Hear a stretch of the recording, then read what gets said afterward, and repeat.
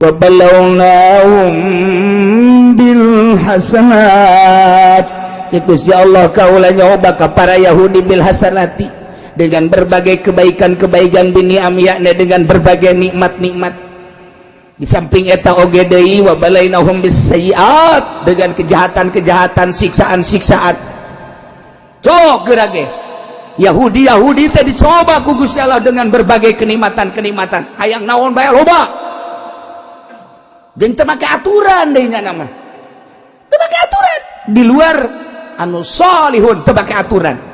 Datang pemabokan ti Yahudi, datang pemalingan perkorupsian ti Yahudi, ya datang ka isme politik nu aya di Indonesia, politik Yahudi, perekonomian nu aya di urang perekonomian Yahudi, budaya nu aya di Indonesia budaya Yahudi. Di urang teh geus berbudaya na budaya Yahudi lu sabenerna mah. Masyaallah, naudzubillah min zalik. Lamun eueuh kiai-kiai anu ceramah muludan rajaban anu ngayakeun pengajian-pengajian wallahu a'lam. Untung masih kena Eki Fudoli.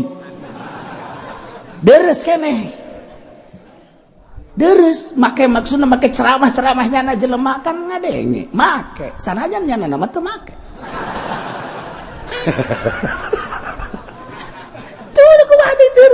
Masyaallah karim.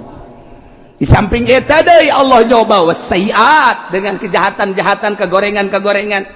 Dibere siksa tsunami, dibere siksa angin beliun, dibere gempa bumi, dibere paila, dibere macem-macem penyakit. Maksudna Allah mere kanikmatan, maksudna Allah mere siksa. La'allahum yarji'un. Harapan Gusti Allah dibulang baling ku Gusti Allah, dibere nikmat, dibere siksa, kebagusan, kegorengan, kejahatan, kehadean eta teh supaya nyana ingat balik tina kapasekanana menuju kesolehan iman ka Gusti Allah Subhanahu wa taala. Harapan teh kos kitu. Eta keur ka Yahudi, keur ka urang ge sarua. Kuari urang ti leuletik teh sehat-sehat ke sewaktu-waktu dibere muriang. Tek maksud Allah supaya ingat kanu nyeun sia. Kamari mah huntu teh mani rapih keneh deuh barang kuari huntu teh masyaallah barang ngadahar uli kotrek cek cenah ieu uli kunaon aya keramikan uli heran aing mah ieu uli aya keramikan ditereuy bae horengan barang ngaca huntunya na hiji dianggap keramik kunyana coplok geus kuari mah gareham geus eueuh di dieu geus eueuh kamari mah beuh ngadahar anu teuas-teuas boro-boro jengkol siki asem ge kuat kuari mah geus teu kuat nyana maksudna ditegor ku Gusti Allah lain sia tahun tu nu aing inget sia ka aing nyeuna kamari mah ceuli ngadenge pohara jasa berbagai suara-suara urang deuk ngadenge seni Sunda ngeunaheun urang deuk Betawian ngeunaheun okak engek kemudian orang ngadenge band, ngadenge orkes, rock and roll dan lain sebagainya. Suara-suara ngeunaan, sia sageunahna bae teh ceuli nu aing sia. Mulai sababna mah macem-macem, kapanasan teh, tidagor teh, gering panas teh, dek we kurang kuari melegpag ceuli. Ngomongnya aduh dok, nggak kedengeran apa-apa dok. Ini telinga saya dok, korek-korek udah terlain cager makin bahaya makin kaditu makin wah makin tekadenge orang nyarakan dokter goblok ta dokter kamari mah gercan ka dokter aing aya saya tiba kuari mah geus sating eueuh maksudna naon Allah supaya naon inget lain ceuli sia nu aing sakedeung deui boro-boro ceuli nyawa sia cokot sok aing mata nu kamari mah dedeleuan urang barang beunta bos satengah dunia kadeuleu. Begitu orang neule di Singapura macam-macam jelema aya. Begitu orang neule di Ambon nu hararideung aya. Neule orang di Bali beuh nu lalancip kikiran aya. Neule orang di Bandung masyaallah make kebaya. Weuh parahiangan masyaallah mantap jasa. Neule pamajikan orang Jibrud. Kadeuleu ku urang. Kadeuleu mata. Cak Allah, sia lain nu sia ka mata nu aing. Awas sia ku aing, dingerikeun sia tak saeutik. Mulai rada ditrahumkeun, mulai rada ditekadeul ka belah dituna tekadeul lain nu sia nu aing. Gering lah urang, jantung lah. Kemudian paru-paru lah, kemudian beuteung lah dan lain sebagainya lah. Eta ona masih kena deres. Aya anu awakna sehat nu hiji da teu fungsi. Ieu mah pan puyeng kana hulu. Duit boga, awak sehat tapi teu fungsi. Kuari aja lah mana. Dirahasiakeun tapi teh mah. Belah kenca sih.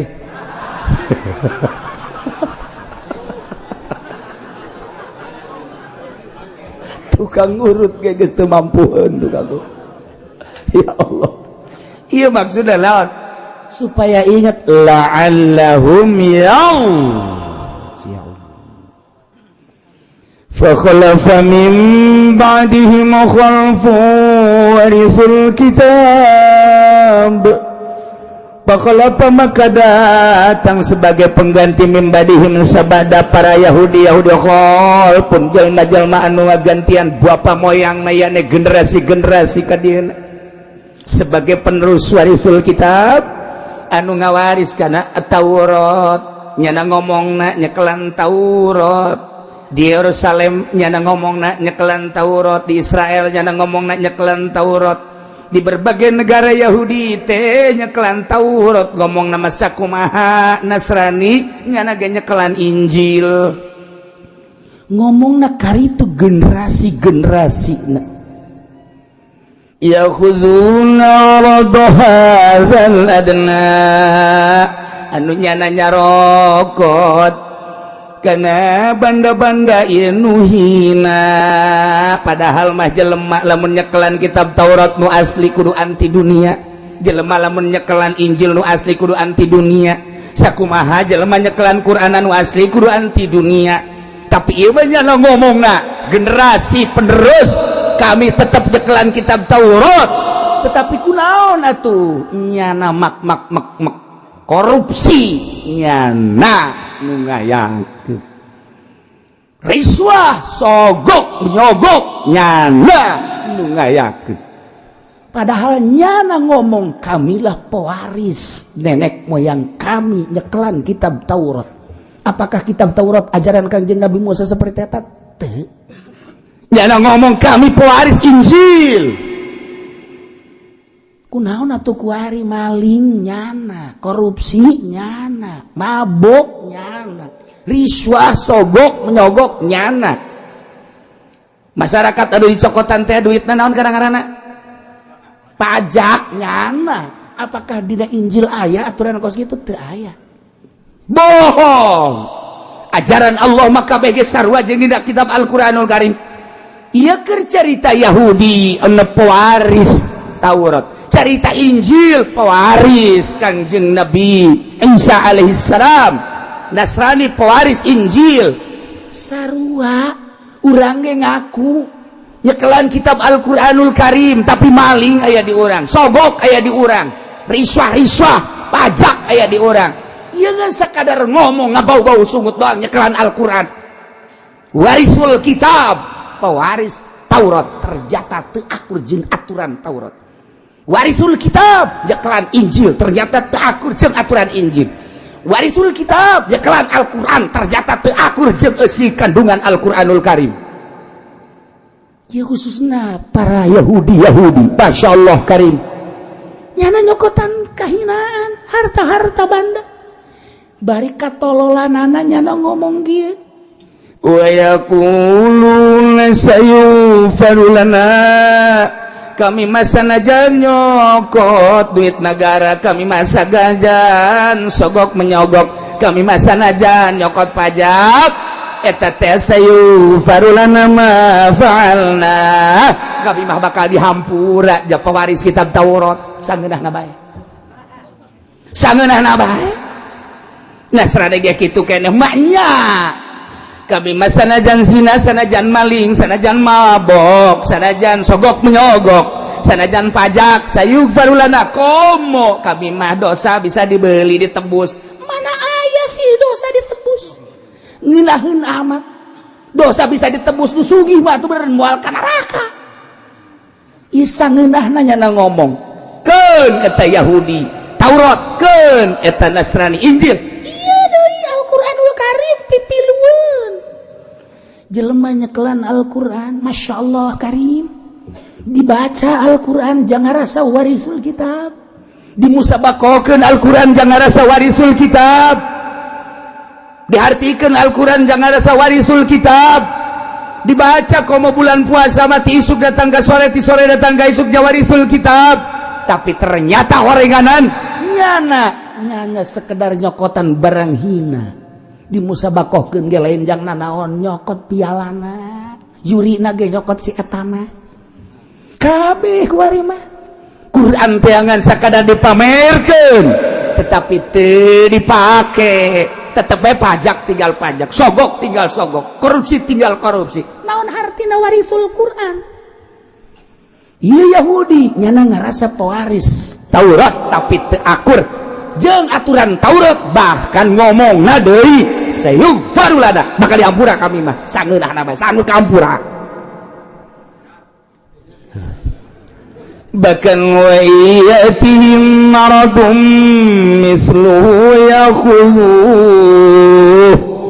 lamun datang deui ka manehna banda-banda dunia anu hina model nu tadi tetep bae dicokot deui nya geus boga kuari 100 juta aya deui hancenganeun 100 basi kada dicokot nya geus boga 1 miliar kuari teh aya deui anu mere nu nyogok 1 miliar dicokot deui bae nyada padahal mah korupsi teh geus 1 triliun aya deui liang jang korupsi 1 triliun dicokot keneh bae nyana kuari mah pajak nyokotan dina pajak teh geus aya saeuheuh masih keneh nyokot 2 eueuh keneh bae teu kumaha coba wa iyatihim aradum mislu yakhudhu orenganan eta geus aya dina Al-Qur'an geus ngajelaskeun kos kitu ulah kaget pajak nu aya di Indonesia boro-boro sa Indonesia sa Kabupaten Tangerang ge wallahu alam aslina sabaraha disetorkeun nama sakean sabodo kumaha nya bae saenggeusna aya sakean 4 T koma sakean 5 T koma sakean tapi nu di bangkuna sabas kumaha nya bae encan deui korupsi tina proyek-proyek lain di Tangerang bae Serang Pandeglang sakuliah ing Indonesia nyana geus sebeuh sabenerna 10 triliun tetapi aya deui masih keneh korupsi keneh bae horeng geus aya di dieuna Yahudi mah kos kitu panjana mah lain Yahudi nyana ngekor ka Yahudi wa iyatihim maradum mislu yakhudhu kitu bae terus tah nu mantak kuari urang neangan kiai nu pinter ambalayah lobana tapi coba neangan kiai nu embungeun disumbang ku pamarentah tah eta kiai nu asli mah aya cenah di lumburnya nama telok disumbang nya nama teu kapake sakali dia disumbang minta deui kana mah sia ada iya deh neangan nu baca kitab jago loba neangan anu nyaritakeun urusan hukum ambalayah coba neangan anu embungeun dibere ku pamarentah ta eta mah hiji asal kiai mungkin dibere ku pamarentah eta tuturkeun lamun kiai mundaikeun dibere ku pamarentah ulah dituturkeun sakitu bae geus kamalacin sia kajian hukum age ulah sok kitu cenah kiai sombong amat sih kiai sok sembarangan bae pacar namanya na getruk dibere meureunana aing mah dibere ge saeutik aja ditarik bagus ditarik mah aja dihar ku kiai urusan aing teh mah tarakeun ka sisi-sisi ka belah dieu coba ge saha nu sok ngadaharna si eta keneh bae